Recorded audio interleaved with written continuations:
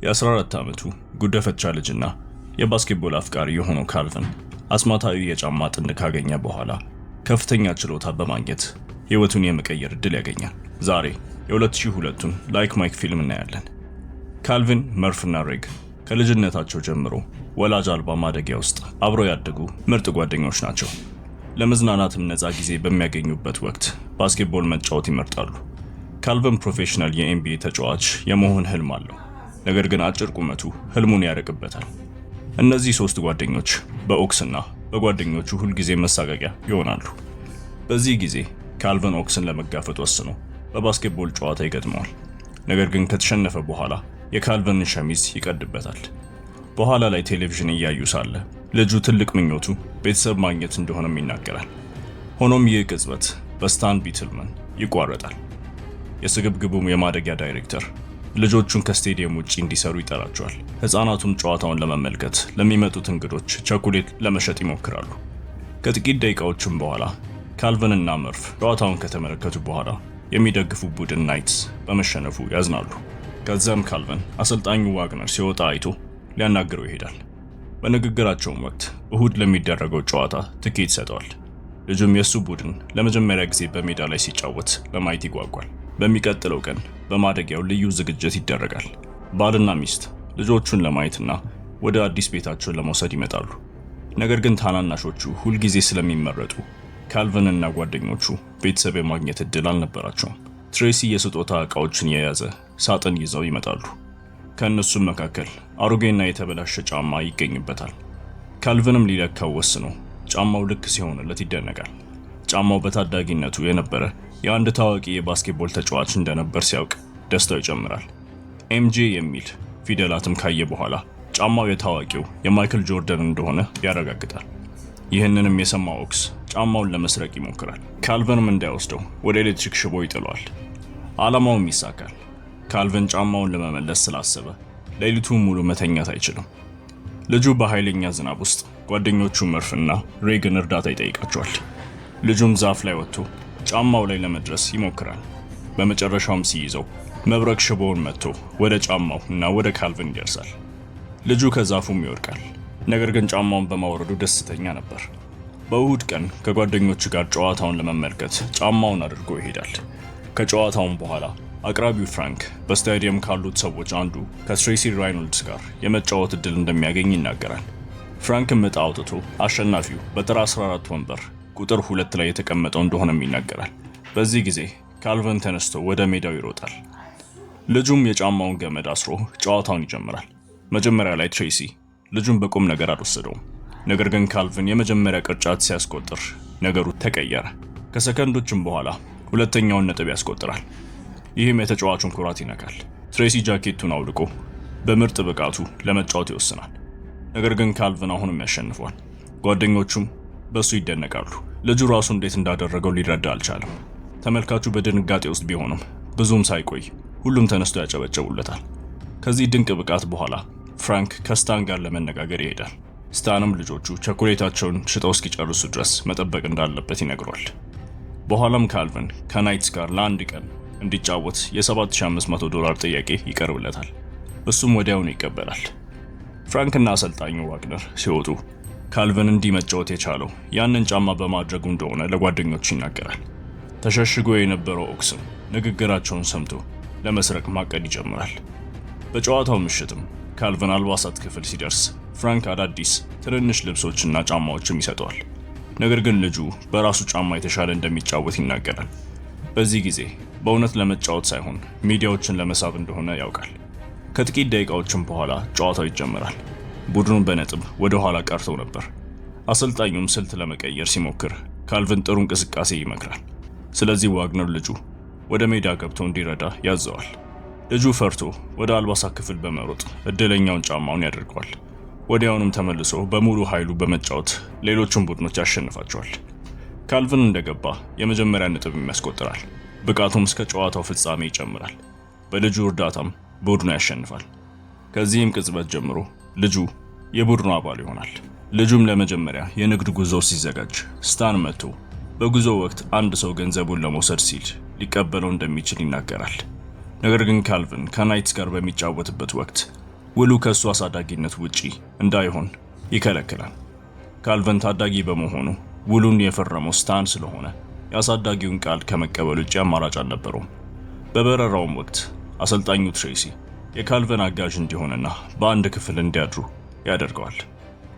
ሆቴልም ሲደርሱ ካልቨን አዲስ ልምድ በመሆኑ ደስተኛ ይሆናል። ማታ ላይም ትሬሲ ለመውጣት ሲዘጋጅ ለልጁ በሆቴሉ በነፃ ምግብ እንዴት ማዘዝ እንደሚችል ያስረዳዋል።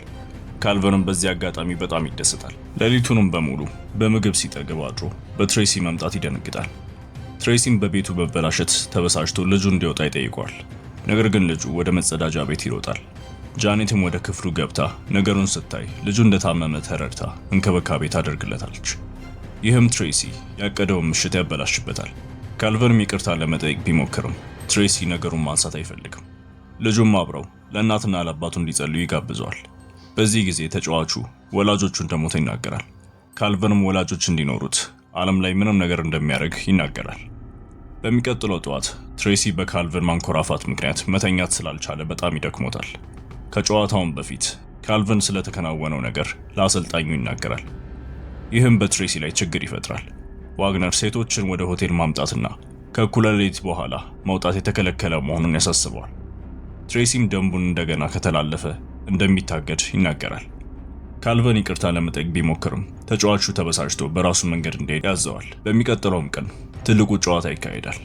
ካልቨንም እንደገና በችሎታው ሰዎችን ያስደምማል። ከታዋቂ ተጫዋቾች ጋር ተጋፍጦ 25 ነጥብ አስቆጠረ። አሁን ጥሩ ገንዘብ ማግኘት ስለጀመረ ወደ ማደጊያው ሄዶ ለጓደኞቹ የኤሌክትሪክ ስኩተሮች በስጦታ ይሰጣቸዋል። በአጭር ጊዜ ውስጥ ልጁ ታዋቂ በመሆን ከሌሎች ተጫዋቾች የፊርማ ጥያቄዎች መቀበል ይጀምራል። አንድ ምሽት ጓደኛው መርፍ ቀስቅሶ ታዋቂ መሆን ምን እንደሚመስል ይጠይቀዋል። ኦክስም ንግግራቸውን ሰምቶ የካልቨን ጫማ ለመስረቅ ይሞክራል። ነገር ግን በስታን ይቋረጣል። ስታን ካልቨን በጫማው ምክንያት ብቻ በጥሩ ሁኔታ እንደሚጫወት እንደሚያውቅ ይነግረዋል። ደግመ ብነካው ትቀጣለህ ብሎ ያስፈራረዋል። ከሳምንታትም በኋላ በሆቴል ክፍል ውስጥ ቪዲዮ ጌም ሲጫወቱ ካልቨን ትሬሲ ሲወጣ አይቶ ወዴት እንደሚሄድ ይጠይቀዋል። ትሬሲም ለመድኃኒት ወደ ፋርማሲ እንደሚሄድ ይናገራል። ትሬሲም እንደወጣ ሮጀር ተጫዋቹ ከቤተሰቡ ጋር መቀራረብ እንደማይወድ ይነግረዋል። በዚህ ጊዜ ካልቨን የትሬሲ አባት በሕይወት እንዳለና ትሬሲ እንደዋሸው ያውቃል። ወደ መድኃኒት ቤቱን በሚሄድበት መንገድ ካልቨን ከኋላ ተደብቆ እንደነበር ሲያውቅ ትሬሲ ይደነግጣል። ማን የተሻለ እንደሚዘፍን ውድድር አድርገው በባስኬትቦል መቀጠል እንዳለባቸውም ይስማማሉ። ካልቨን ትሬሲ ስለ አባቱ ለምን እንደዋሸውም ይጠይቀዋል። ወላጆቹ በሕይወት ቢኖሩ ሁሉንም ነገር እንደሚሰጥ ይናገራል። መድኃኒት ቤት ሲደርሱ ትሬሲ ካልቨን በመኪና ውስጥ እንዲቆይ ይጠይቀዋል። ምክንያቱም እኩለ ሌሊት ሊሆን ስለሆነ ደንቡን ማክበር አለባቸው። ሆኖም ትሬሲ ከፋርማሲስቷ ጋር ማውራት ጀምሮ ትኩረት ባለመስጠቱ ምክንያት በአለርጂ መድኃኒት ፋንታው የእንቅልፍ መድኃኒት ይወስዳል። በሚመለሱበትም መንገድ ላይ ትሬሲ በመሪው ላይ ይተኛል።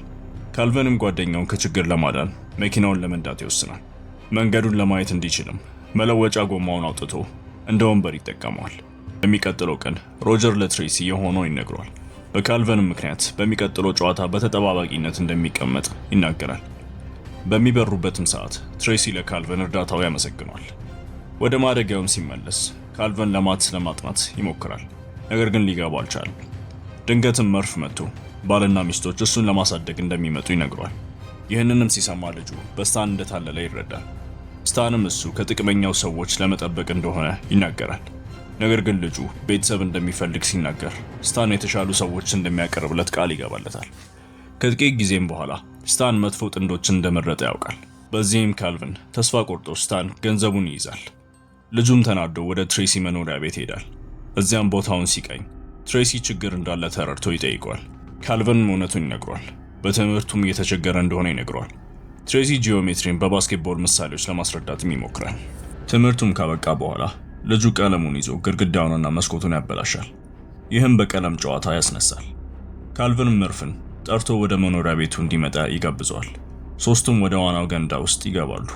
በሚቀጥለው ቀን በፓርክ ውስጥ ሲጫወት ካልቨን ከመጡት ቤተሰቦች ጋር መሄድ እንደማይፈልግ ይናገራል።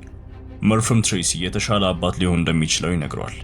ካልቨን ሐሳቡ ቢመቸውም ትሬሲ ከአባቱ ጋር እንኳን ጥሩ ግንኙነት እንደሌለው ያውቃል።